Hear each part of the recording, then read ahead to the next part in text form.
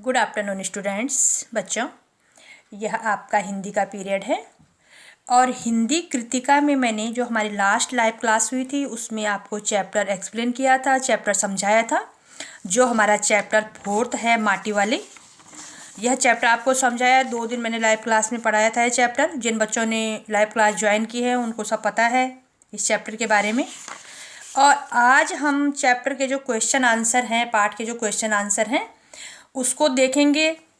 यह जो पाठ है, इस पाठ में ये विद्यासागर नौटियाल जी ने इस पाठ को लिखा है और उन्होंने इस पाठ में एक माटी वाली का वर्णन किया है जो कि टिहरी क्षेत्र की है और उनके बारे में इस पाठ में बताया गया है। तो बच्चों, मैं क्वेश्चन आंसर के माध्यम से आपको समझाऊंगी। आप थोड़ा सा ध्यान दीजिए। वीडियो सबने देखनी है, अच्छे से देखनी है वीडियो, ठीक है। तो क्वेश्चन नंबर 1 है हमारा, शहरवासी सिर्फ माटी वाली को नहीं उसके कंटर को भी अच्छी तरह पहचानते हैं। आपकी समझ से वे कौन से कारण रहे होंगे जिनके रहते माटी वाली को सब पहचानते थे। अब जो माटी वाली, जो टिहरी क्षेत्र था वहाँ पर माटी वाली मिट्टी देने के लिए आती थी। माटी वाली किसको कहा गया है? मिट्टी बेचने वाली, मिट्टी देने वाली जो रहती थी। लोगों के घर जा जाकर मिट्टी पहुँचाती थी, लाल मिट्टी। और उस लाल मिट्टी से क्या काम होता था बच्चों? लिपाई पुताई का काम होता था। तो ये जो आंसर है वह है, लोग माटी वाली को निम्नलिखित कारणों से पहचानते थे। माटी वाली के बिना किसी का काम चलता ही न था। रोज सुबह शाम चूल्हा चौका मिट्टी से लिपा जाता था। यदि माटी वाली मिट्टी न दे तो यह काम नहीं हो सकता था, क्योंकि वह घर घर मिट्टी पहुंचाने का काम करती थी, लाल मिट्टी पहुंचाने का काम करती थी। जो कच्चे मकान होते थे पहले, उसमें लाल मिट्टी में गोबर डालकर और उसमें क्या किया जाता था?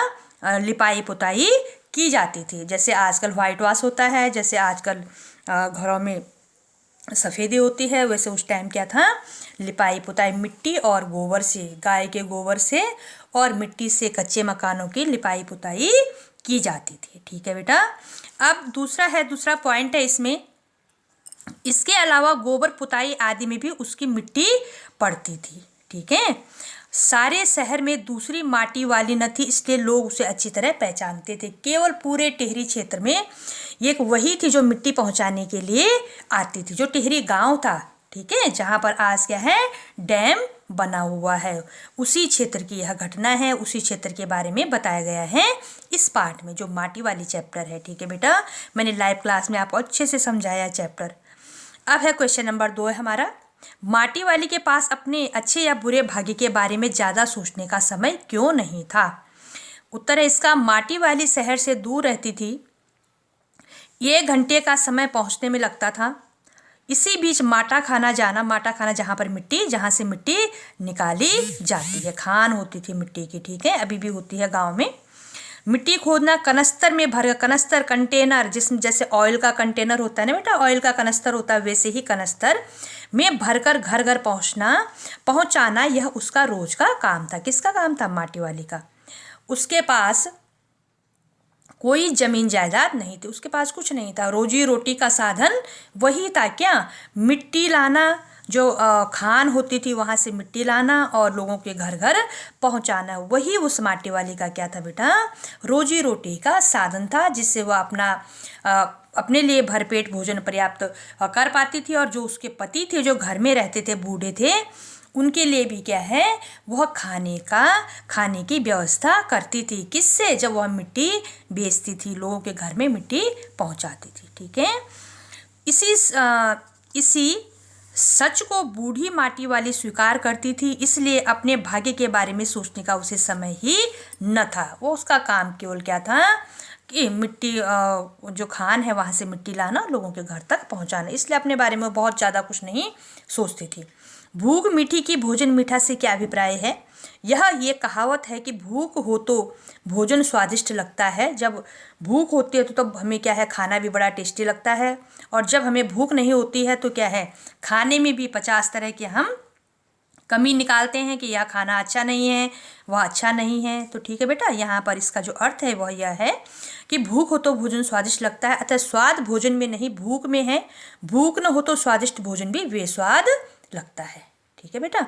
अब है, पुरखों की गाढ़ी कमाई से हासिल की गई चीज़ों को हराम के भाव बेचने को मेरा दिल गवाही नहीं देता।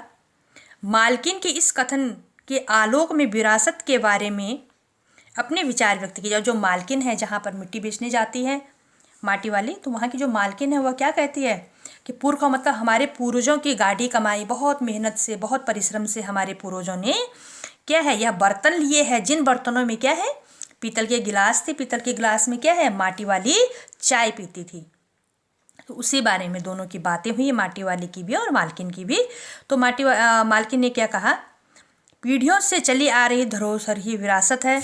इसका महत्व तो उसकी कीमत से नहीं आंका जाता है, इस बात से आंका जाता है कि उसे हासिल करने में, बनाने में पुरखों को कितनी मेहनत करनी पड़ी होगी। जो भी पुरखों, हमारे पूर्वजों की जो भी संपत्ति रहती है, चाहे वह बर्तन है, चाहे वह मकान है, चाहे वह खेती है, उन्होंने बहुत मेहनत और बहुत परिश्रम से उसको प्राप्त किया होगा और हम उस चीज़ को नहीं समझते हैं। और फिर जो हमारी पुरानी विरासत रहती है, पुरानी चीज़ें रहती हैं, उनका हम क्या करते हैं, दुरुपयोग करते हैं, जबकि ऐसा नहीं करना चाहिए। तो आम लोग धरोहर का महत्व नहीं समझते, पुरानी विरासत को औने पौने भाव में बेचकर नहीं, चलन की चीज़ें खरीद लेते हैं। यह ठीक नहीं है, हमें विरासत की रक्षा करनी चाहिए। यह हमारे पूर्वजों की धरोहर है, हमें, और जो पूर्वज हैं उनकी हर चीज़ का हमें आदर सम्मान करना चाहिए, उनकी हर चीज़ हमें संभाल कर रखनी चाहिए। और ऐसा नहीं है, यहाँ पर यह जो आंसर है, यह इसलिए कहा गया है कि जो मालकिन है वह कहती है कि लोग आजकल क्या करते हैं, जो पीतल के बर्तन हैं उनको बेच देते हैं और उनके बदले जो अपनी पूर्वजों की मेहनत से कमाई हुई जो चीज़ें हैं, मेहनत से उन्होंने जो बर्तन खरीदे होंगे, उन बर्तनों को बेच कर क्या है, आजकल के लोग पुराने बर्तन बेच देते हैं और नए बर्तन खरीद लेते हैं उनके बदले, जबकि जो आजकल हम खरीदते हैं उनकी कोई कीमत नहीं होती है। ठीक है। अब है नेक्स्ट क्वेश्चन है हमारा, माटी वाली का रोटियों का इस तरह हिसाब लगाना उसकी किस मजबूरी को प्रकट करता है। रोटियों का हिसाब लगाना उसकी गरीबी को प्रकट करता है, क्योंकि जितने घर में भी माटी वाली मिट्टी देने के लिए जाती है, उतने घर में उसको खाना मिलता है। कुछ खाना वह खुद खा लेती है और कुछ वह अपने जो बूढ़े पति हैं उनके लिए लेकर आ जाती है, कि उसका निर्वाह तक कठिनाई से हो पाता है। कुछ मिट्टी खरीदने वाली महिलाएं उसे कभी कभी 1-2 रोटियां दे देती हैं, जिनमें से वह कुछ रोटियां छिपाकर अपने बूढ़े पति के लिए ले जाती है और हिसाब लगाती है कि वह कितनी खा पाएगा। और क्या करती है वो, जैसे कोई उसको 2 रोटी देता है तो 1 रोटी वह अपने पति के लिए ले आती है और 1 रोटी खुद खा लेती है। कौन? माटी वाली। आज माटी वाली बूढ़े को कोरी रोटियां नहीं देगी, इस कथन के आधार पर माटी वाली के हृदय के भावों को अपने शब्दों में लिखिए। अब माटी वाली क्या कह रही है कि आज मैं अपने पति को कोरी रोटी, केवल रोटी नहीं दूंगी, इसके साथ कुछ और चीज़ भी दूंगी अपने पति को। तो माटी वाली 1-2 रोटियां छिपाकर बूढ़े के लिए ले जाती है, साथ में सब्जी नहीं होती है, फिर भी क्या होता है, फिर भी वह सूखी रोटियां स्वाद से खा जाता है। माटी वाली के मन में इससे दर्द होता है, पर वह विवश है। वह योजना बना रही कि आज कोरी रोटियां नहीं देगी, प्याज की सब्जी में भी उसे रोटी के साथ खिलाएगी। अब वह क्या सोच रही कि आज मैं अपने पति को, जो माटी वाली है, जो गांव में घूमती है, घूम घूम कर मिट्टी बेचती है, उसमें उसको गांव की जो औरतें होती हैं, गांव की जो स्त्रियां होती हैं, वह उसको रोटी देती हैं। और अब वो आज क्या सोच रही है कि आज मैंने अपने पति को केवल रोटी नहीं देनी है, बल्कि उसमें प्याज की सब्जी भी देनी है।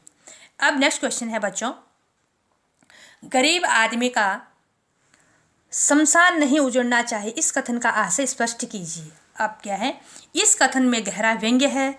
विस्थापन या घर उजड़ने की पीड़ा किसी भी व्यक्ति के लिए प्राण न रहने के समान होती है। देखो, विस्थापन, जब टिहरी डैम बना था तो उस समय की यह कहानी है और टिहरी डैम के विषय में इस कहानी में बताया गया है बच्चों।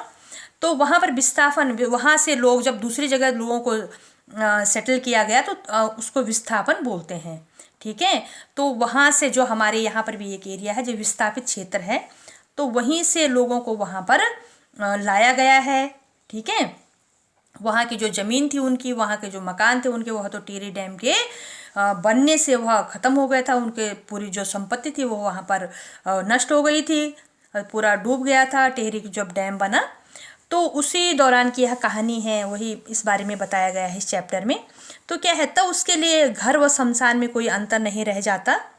इसी मानसिक अवस्था से माटी वाली गुजर रही है। वह सोचती है कि विकास की इस अंधी दौड़ में इंसान मुर्दों को भी जगह नसीब नहीं हो रही है। इसलिए वह आते जाते लोगों से बस एक ही बात कह रही है कि गरीब आदमी का शमशान नहीं उजड़ना चाहिए। मतलब गरीब आदमी का ठिकाना, जो भी ठिकाना है वो उजड़ना नहीं चाहिए। वो बार बार इसी बात को कहते हैं। उसको बहुत दुख होता है, अपने जो टिहरी क्षेत्र है जब वह डूबता है तो उसको बहुत दुख होता है। जब वहाँ से लोगों से खाली करवाया जाता है तो उसको इस चीज़ का बहुत दुख है। अब आगे है बच्चों, विस्थापन की समस्या पर एक अनुच्छेद लिखिए। देश की प्रगति के लिए बिजली, पानी, नहरें आदि जरूरी हैं। इसलिए बड़ी बड़ी नदियों में बड़े बड़े बांध बांधे जाते हैं जिनसे बिजली बनती है और दूर दूर तक सिंचाई होती है। देश की सुविधा के लालच में हम उन लोगों को भूल जाते हैं जिन्हें बांधों के कारण अपने घरों से बेघर होना पड़ता है। टिहरी और नर्मदा बांध इसके उदाहरण हैं। टिहरी के नदी में डूबने तक कुछ लोगों ने अपना घर नहीं छोड़ा। वहाँ पर लोगों को अपनी जगह से सबको मोह होता है बेटा, तो वहाँ से लोग नहीं छोड़ना चाह रहे थे अपना घर, लेकिन जब बांध बन गया था तो फिर छोड़ना ज़रूरी था। ठीक है। जो विस्थापित हुए, सुविधाएं नहीं दी गई। नर्मदा आंदोलन तो सबसे पुराना है। यहाँ लाखों लोग विस्थापित हुए। विस्थापित का मतलब दूसरी जगह पर उनका क्या कर देना, सेट कर देना। सुप्रीम कोर्ट के आदेश के बाद भी उनको नहीं बसाया जा सका। मेघा पाटकर वर्षों से उनके लिए आंदोलन कर रही थी। अब आमिर खान ने भी उनका समर्थन किया है। यहाँ पर उनके बारे में आमिर खान और मेधा पाटकर थी उनके बारे में बताया गया है। तो बच्चों, यह टिहरी जो बांध बना था उसके ऊपर यह कहानी है। और वहाँ पर जो माटी वाली थी, वो माटी वाली कैसे अपना जीविकोपार्जन करती थी।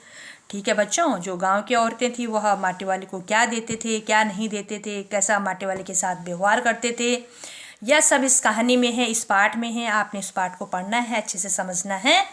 और जो ये क्वेश्चन आंसर है यह आपने अपनी नोटबुक में करनी है। जो कृतिका की नोटबुक है आपकी, उसमें आपने यह क्वेश्चन आंसर करने हैं। ठीक है बच्चों।